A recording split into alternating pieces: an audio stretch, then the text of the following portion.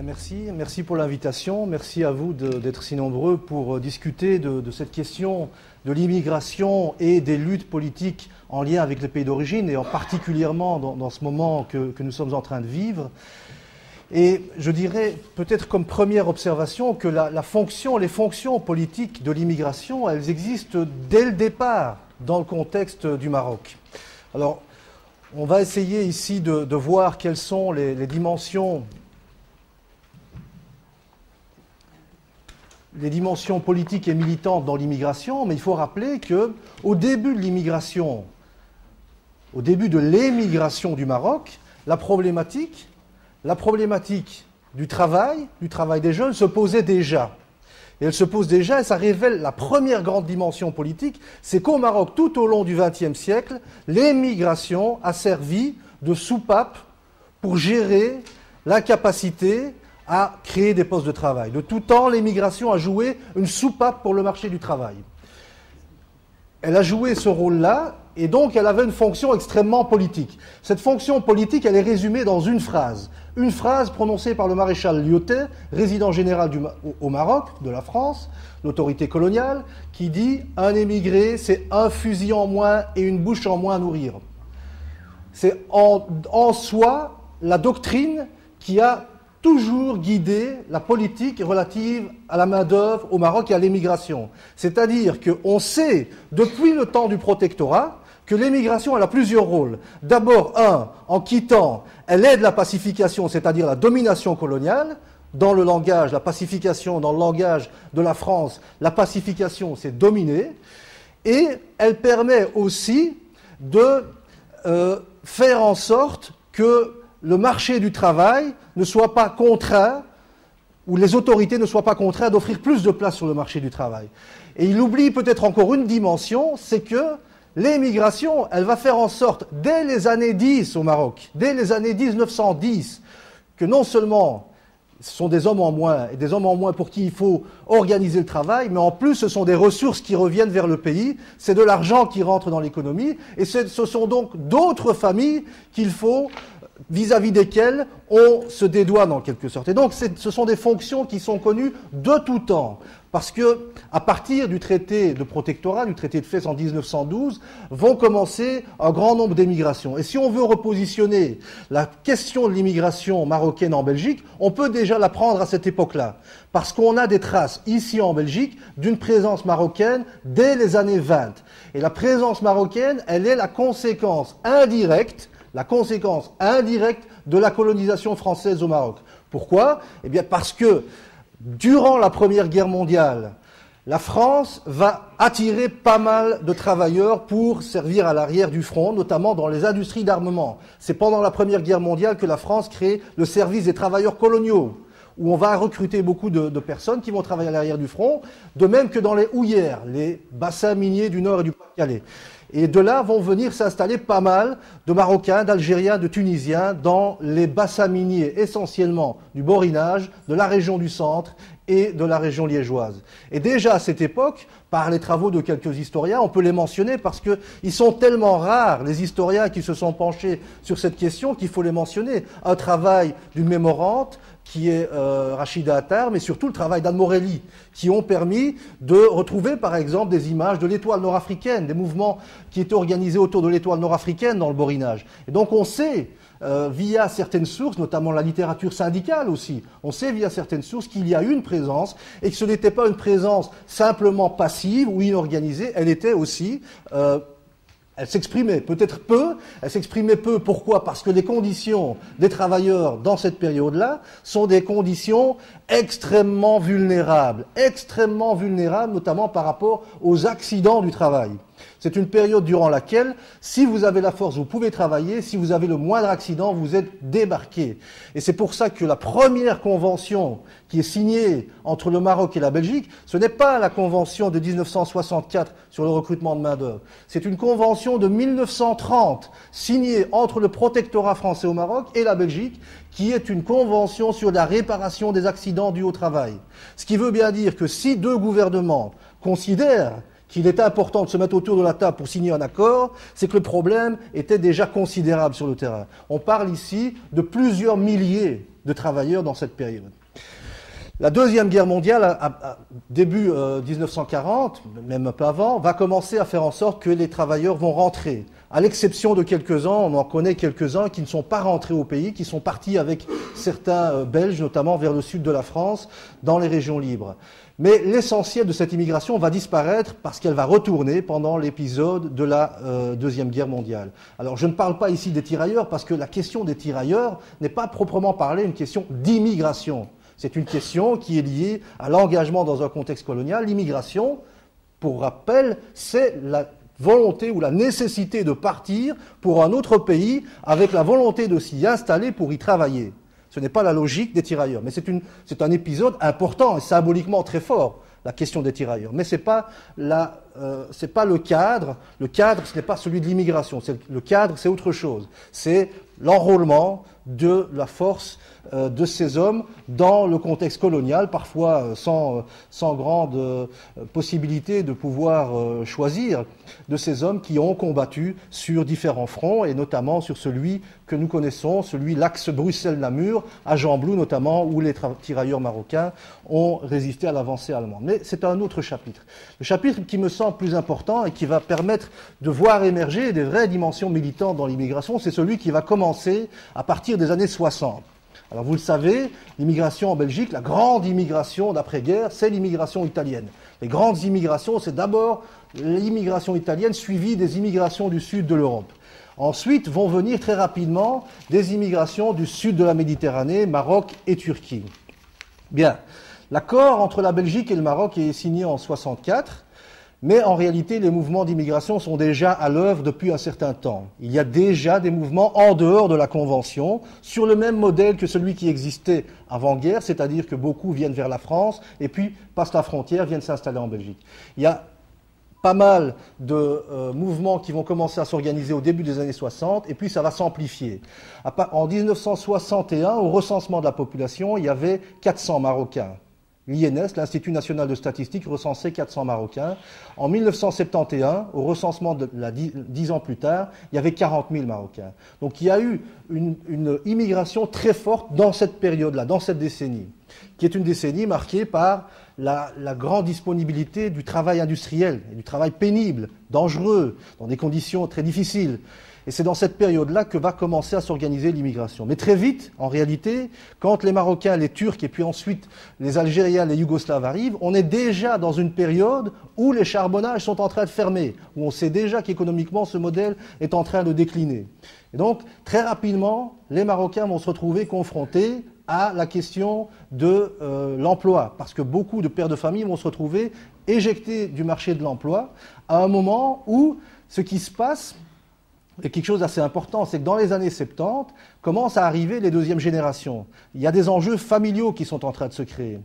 Et donc, après 74, l'arrêt de l'immigration, vont commencer à naître, parfois de manière silencieuse, c'est-à-dire qu'aujourd'hui, on a l'habitude que l'immigration, les questions liées à la diversité sont présentes quasi quotidiennement dans nos journaux, mais à cette époque-là, ça reste peu de choses. On voit l'immigration comme un phénomène de main-d'œuvre et strictement de main-d'œuvre. On n'envisage pas d'autres aspects, ou très marginalement.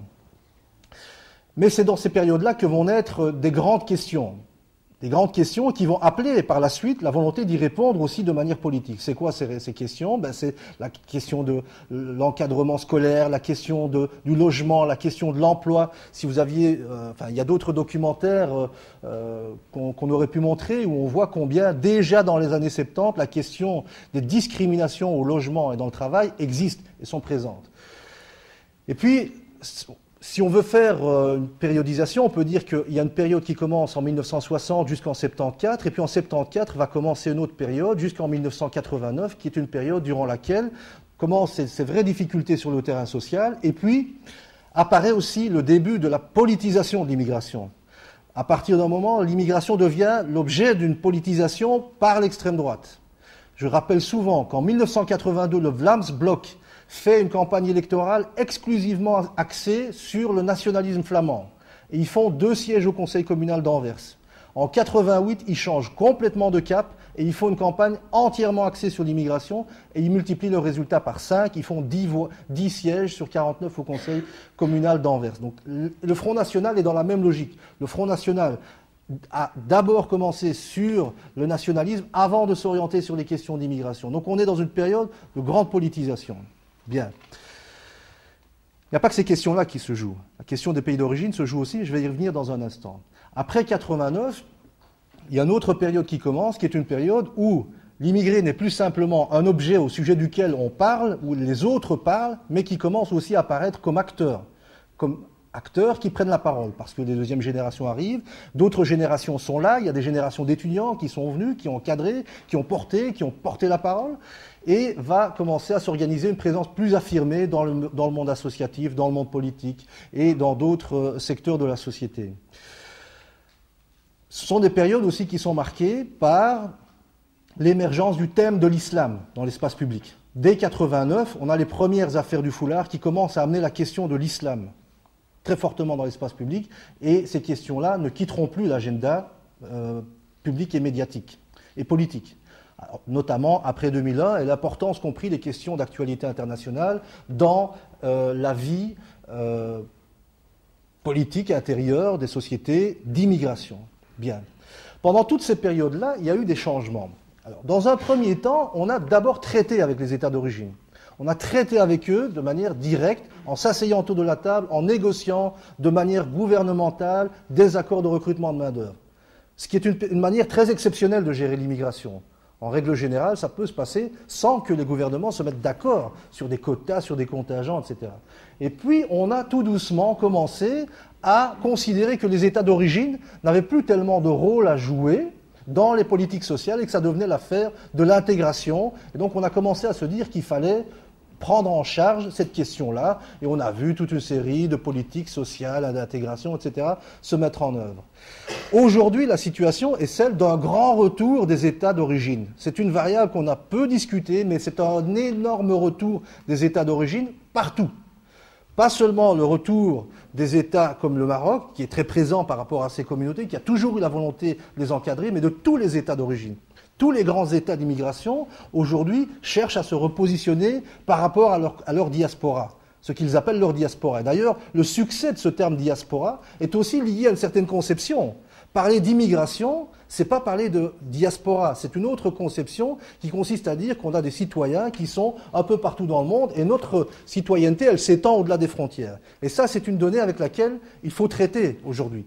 Parce que les États d'immigration le veuillent ou non, les États d'origine sont présents. Que ce soit l'État turc, l'État marocain, l'État congolais, l'État mexicain, vous avez des États extrêmement présents aujourd'hui dans ce débat-là. Bien. Alors ça pose évidemment des enjeux, ça pose une série d'enjeux par rapport à différentes questions, mais il y a deux points que je voulais quand même sur lesquels mettre l'accent. C'est-à-dire que sur la longue durée, on voit que la trajectoire de l'immigration marocaine est une trajectoire qui est quand même sur le plan socio-économique extrêmement problématique. Aujourd'hui, deux études récentes le montrent. Un Belge marocain, un Belge d'origine marocaine sur deux vit en dessous du seuil de pauvreté. Et si on prend à l'intérieur de certaines catégories les niveaux de chômage, les niveaux d'exclusion du marché du travail, je pense en particulier à la situation des femmes marocaines, où on a un pool de femmes marocaines compétentes, formées, éduquées, qui sont en dehors du marché du travail. Donc on a sur le terrain social une situation assez difficile. Or, c'est aussi, je crois, un des enjeux fondamentaux de l'action politique, c'est de réfléchir à quel mécanisme on met en place pour lutter ici par rapport aux enjeux d'inégalité et aussi aux enjeux qui sont des enjeux du pays d'origine, qui sont des enjeux de démocratisation. Mais ici, on a des enjeux qui sont des enjeux d'inégalité, d'accès aux droits. Bien. En 40 ans, un peu plus de 40 ans, la situation, on ne peut pas dire qu'elle se soit fondamentalement améliorée sur le terrain social. Et donc aujourd'hui se pose vraiment la question de c'est une de mes grandes réflexions, quels sont les mécanismes, quels sont les types de stratégies qu'on peut mettre en œuvre pour essayer d'enrayer ces dynamiques-là. Chacun a sa réponse, il y en a de différents types, mais la question aujourd'hui, elle est vraiment prégnante. Elle est d'autant plus prégnante pour moi qu'il y a une autre caractéristique qui vient s'ajouter à cela.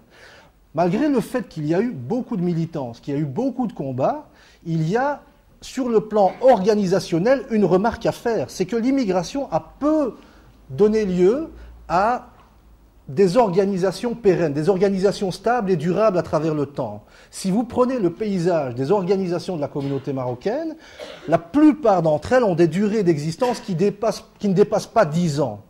Peu d'associations nous sont arrivées, donc on a une espèce de déshéritage organisationnel. C'est-à-dire que systématiquement, il faut réinventer les cadres de l'action. Et on n'a pas, alors je ne jette la pierre à personne en disant cela, mais il y a plusieurs manières de le voir. Il y a une première manière de le voir qui consiste à dire, ben oui, c'est lié à notre culture ou à notre absence de culture organisationnelle, mais on peut très bien se dire que finalement, c'est peut-être la volonté, c'est peut-être un acte positif des communautés de ne pas le vouloir. Et la question est de savoir maintenant, est-ce que le prix à payer de ne pas déléguer du pouvoir. Parce qu'avoir des organisations, c'est déléguer du pouvoir à des porte-paroles, déléguer. Ici, on sent que les communautés, et particulièrement la communauté marocaine, a une organisation au sein de laquelle la délégation, elle est toujours tributaire de remise en cause, et donc on a du mal à faire émerger quelque chose qui soit des organisations durables. Et ça, c'est une question aussi par rapport à la manière dont on peut engager des combats pour à la fois agir sur les inégalités économiques et sociales, mais aussi pour agir sur les enjeux de démocratisation. On est dans une période historique, qu'on ne s'y trompe pas et personne ne s'y trompe, j'en suis persuadé, dans une période historique absolument fondamentale, où pour la première fois, depuis très longtemps, les Arabes reprennent confiance dans le sens et la direction qu'ils veulent imprimer à l'histoire. Et là, le sens qu'ils veulent imprimer à l'histoire, c'est un sens de respect de l'individu, du citoyen et de la démocratisation. Aujourd'hui, et je me pose la question depuis un an, parce que j'ai fait, je pense, depuis un an, beaucoup d'actions, beaucoup de travaux sur le terrain, sur la question du printemps arabe, je ne suis pas sûr que l'écho soit profond dans les communautés marocaines. Je ne suis pas sûr que ce qu'on a posé comme argument par le passé, c'est-à-dire que l'expérience démocratique dans les sociétés d'immigration serait un élément qui allait conditionner la démocratisation de toutes les sociétés d'origine par une sorte d'effet de contamination. Bien sûr, il y a des militants courageux, etc. Ce n'est pas de ça que je parle, qu'il y a des militants combatifs qui sont sur le terrain. Mais la résonance du printemps arabe dans la grande masse des individus et des citoyens de cette communauté, la résonance, je l'aperçois peu. Je l'aperçois peu, et je vous dirais même plus que bien souvent, il m'est arrivé d'organiser dans ma ville des événements où les gens me disaient, écoutez, parlez-nous d'autre chose, mais là, c'est quelque chose qui a plutôt tendance à nous faire peur. Et je crois qu'il est nécessaire pour l'élite, et je l'ai vu en Égypte, j'ai vu des choses pareilles en allant récemment en Égypte, où on voit un discours qui est un discours extrêmement pessimiste, critique, voire dénigrant sur les révolutions en cours, parce qu'elles sont appréhendées à travers des phénomènes qui sont inévitables dans une révolution. Il y a toujours des phénomènes qui sont des phénomènes de nuisance qui sont générés à la marge. Mais l'enjeu pour les élites, c'est de s'engager, c'est de montrer la voie. Et la voie, aujourd'hui, elle ne doit pas faire l'objet d'un retour en arrière. La voie, c'est devant, c'est la démocratisation et c'est les droits du citoyen partout autour de la Méditerranée. Et je crois que l'immigration, il gagnerait à être beaucoup plus présente dans ces combats. Et je parle pour moi-même aussi, je ne m'exclus pas de la situation. J'ai interpellé à plusieurs reprises dans ma qualité, parce que je viens ici, c'est vrai que je viens ici avec deux casquettes, je viens avec une casquette de chercheur qui s'est beaucoup intéressé à l'histoire de l'immigration, et une question qui m'a animé, c'est de savoir comment est-ce qu'une communauté, une des questions qui se posait à moi à l'université, et qui continue à se poser à moi aujourd'hui, 25 ans après, c'est de voir comment des catégories faibles, vulnérables, pauvres, peuvent à un moment donné créer des situations de rapport de force. Il ne faut pas se faire des illusions, mais comment elle peut créer des situations où elle peut réduire son impuissance. Et ça, c'est une question qui reste évidemment entière pour moi aujourd'hui, parce que la situation évolue d'une manière très problématique. Et quand on interroge d'ailleurs les Marocains de Belgique, malgré le fait que 1 sur 2 vit en dessous du seuil de pauvreté, ce n'est pas la première question qu'ils identifient comme le problème. Le premier problème qu'ils identifient, dans toutes les enquêtes, c'est le fait de ne pas être respecté. C'est le fait de ne pas être respecté.